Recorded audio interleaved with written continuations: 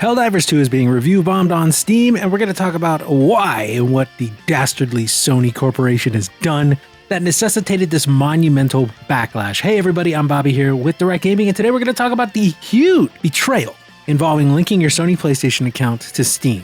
So if you're not aware, Sony scored a massive hit earlier this year with Helldivers 2. It's probably the first thing from their live service games initiative that really came out, and it came out and has done fantastically so far with huge player numbers across both PlayStation 5 and Steam, with Steam seeing a majority between 55 and 60% of the player base. A lot of people on Steam really love Helldivers 2, and I would say that's warranted because Helldivers 2 is very PC coded. It feels like a very PC game, at least in my opinion. And being a PC game, obviously the smart choice is to put it on Steam because most PC gamers will only use Steam if they are given an option. But this morning, Helldivers 2 developer Arrowhead Studios revealed that gamers were going to have to create and link a PSN account in order to play from now on Steam. This has led to a huge review bomb campaign, as you know, Steam gamers are wont to do anytime anything inconveniences them in the smallest way. It looks like currently now there is a 52% positive rating for Helldivers 2, a game that just 24 hours ago was sitting at about an 82% very positive rating for its recent reviews. So we can clearly see that there are a lot of people who are unhappy about this. Let's talk about why these concerns in some ways are valid and why in other ways they may not be. And that's not to say that there aren't reasons for anyone to be concerned. That's just to say that some concerns are much more valid than others. Right, so let's talk about the valid concerns here. Sony has a huge security problem. We just saw this with Insomniac last year. Insomniac had one of the biggest data breaches of all time last year. Not only that, but back in 2011, Sony had another one of the biggest data breaches of all time. This is not anything new for Sony, and this is something that is a very, very valid concern if you are someone who's concerned about your security. I can definitely understand people who say that Sony does not have the best security. And I've been a person who's had more than likely my data leaked out because of a Sony, security issue. Personally, I've been a Sony customer for a long time, and I'm pretty sure that my data got leaked in 2011 and 2014, and probably last year as well. It's nothing new if you are a Sony customer that you're very likely going to receive a notification at some point that your data has been stolen. And I think on this front, this is definitely something that Sony needs to step up on because they've kind of gotten away with it a little too much over the years. Customer data is something that is very, very important. Privacy should be very, very important, and they don't seem to take it as seriously as they should. Now, that being said, we are in an online world where your phone has access to everything in your life. Your computer has access to just about everything in your life, and there is a probably less than 0% chance for most of us that our data has not been leaked by one service or another. In fact, just last year, Steam itself was breached on a developer level. People got into developer accounts and were putting out malware through game downloads, and that happened directly through Steam. Security is a valid concern, and I'm not saying that Sony should not be held account with their ridiculous screw-ups in security in the past decade and a half. However, online security really is something that you're going to have breached at some point if you're online. Everything is connected. Everyone has your data now.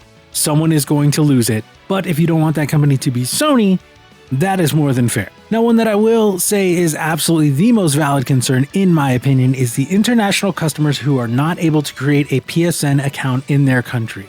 I've already seen reports of people who play in China being banned from Steam and or PlayStation Network and or Helldivers because they use a VPN to try and set up the PSN account because a PSN account is not allowed in China, from what I'm hearing. And if this is the case where you're in an area where you cannot create a PSN account, like legitimately, maybe you have to use a VPN, but then that might get you banned either from Steam or what have you, I think Sony needs to be issuing refunds for that, 100%, because they should not have taken money from customers living in certain countries, knowing that these customers would not be able to use the product later on when they started enforcing their PSN customer account mandate.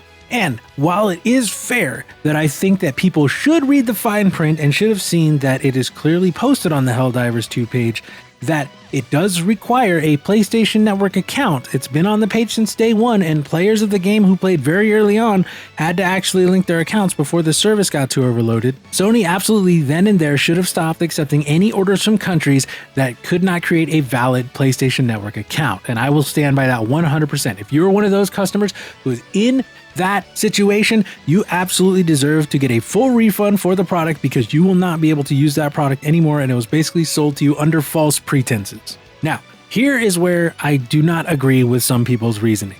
I see a lot of people going like, I don't want to have to go through and have another account. But those same people will create a Microsoft account, will create a Take-Two/Rockstar account, will create an EA account, will create a Ubisoft account, and not complain about those at all. When every single game company nowadays basically requires you having a separate account for their live service games, especially because they want the data and the metrics from those games. And that's the only way they can get it.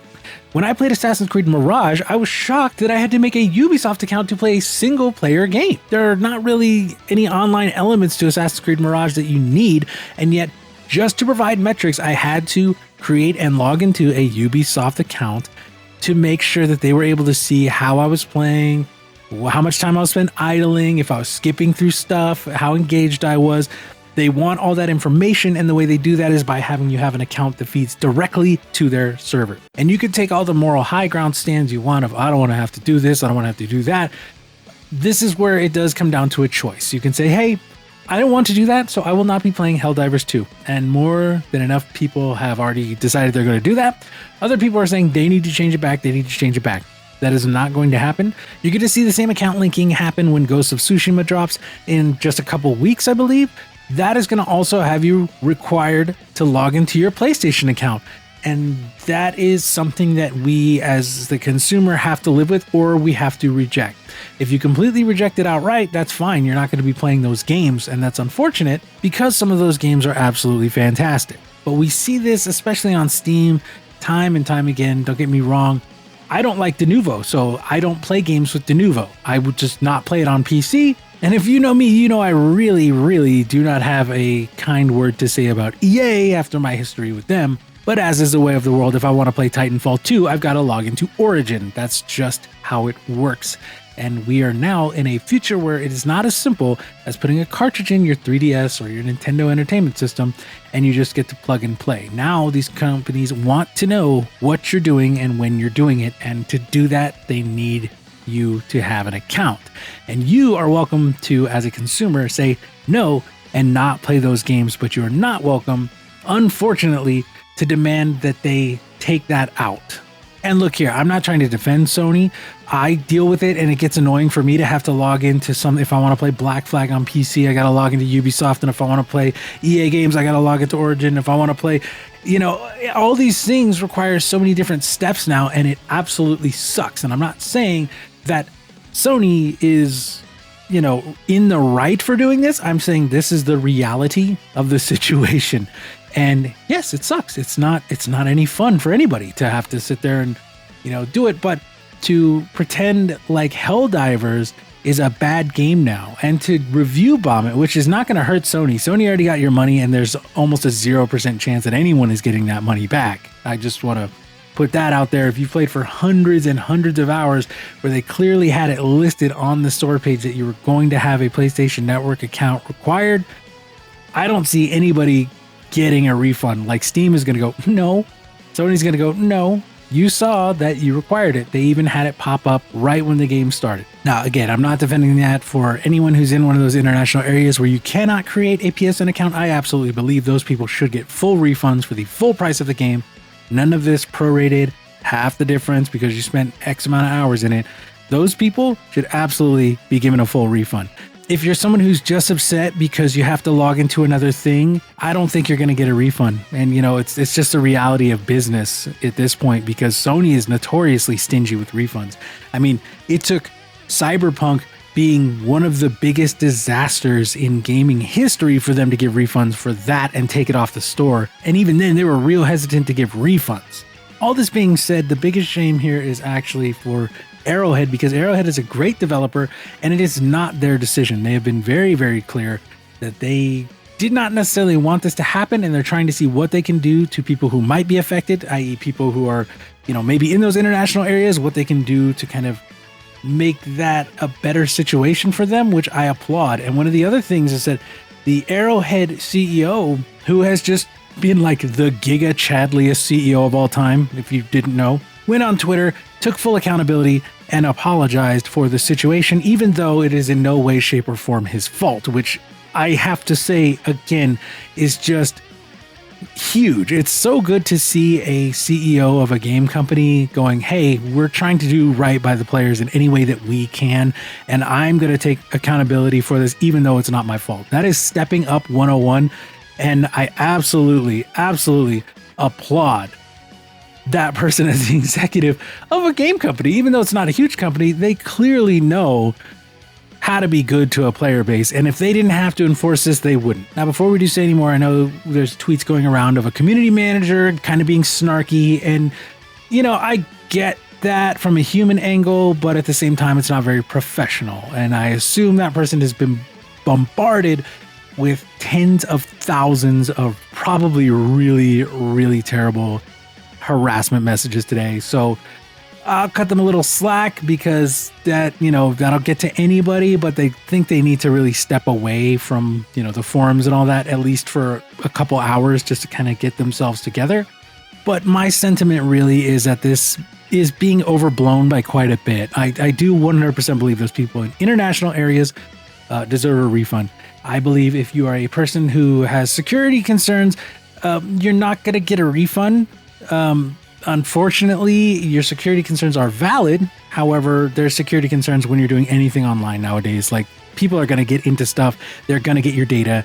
At some point, your data will be breached. It does not matter. If you're using any sort of big service that's online based, your data has been or will be breached at a point. The best thing for you to do with those security concerns is just stop playing the game. Don't link your account, because if that is really your concern, don't link your account. Eat the $40. Yeah, it sucks, but you already got probably hundreds of hours out of the game. If you're one of those people who's just complaining because, oh, it's another launcher, I want to just have everything be smooth, like, it's an account. You have accounts for every other service, and that's kind of the way of the world, unfortunately, if you want to game. And I'm not saying I agree with it, it's just the way it is. I really do believe you should be able to log into a game and just play it if that's possible. They don't need an account like that, but these companies don't operate like that anymore, and we have to get used to that.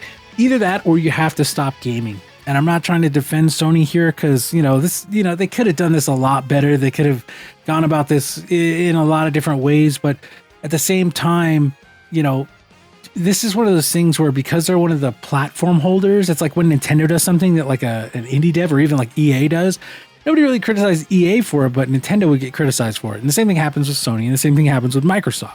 But what do you think about this? Are you really that upset? Is it just like, hey, I like Helldivers, I'll just make an account? Because, like, for me, I have PlayStation. I'm already in the PlayStation ecosystem. I've just got to link my account, which I probably already did if they gave me an option. Like, I don't mind doing that at all. But I get it if you're not a PlayStation customer and you go, well, I don't really want a Sony account. My main question is if you are one of those people who actually is really opposed to making an account for this, do you play Grand Theft Auto 5? Do you play Apex Legends? Do you play Minecraft? Any of those games where it requires you to sign into the platform account, EA, Microsoft, what have you? I would like to know, like, do you play those, or do you strictly avoid those? And this is a truly principled matter of, I'm not creating a secondary account at all for any game, no matter what. I'm genuinely curious, because it feels like a lot of people are acting like that, but the numbers say that, hey, like, there are still tons of people using the atrocious Epic Games launcher because Fortnite is on there. There are people who are playing GTA 5, millions and millions of them every day, I'm pretty sure. And you never hear anything about that. So I'm just really curious, like, do you not play any games like that where you have to log into a secondary launcher? Let us know down in the comments what you think about this. Do you think it's kind of overblown like I do from a quote-unquote ideological standpoint? Like I said, those international customers, they need to be respected and have, refunds given, because that's really bad on Sony. That just should not have been something that Sony did. They should have stopped them right away and said, hey, you will require a PSN account.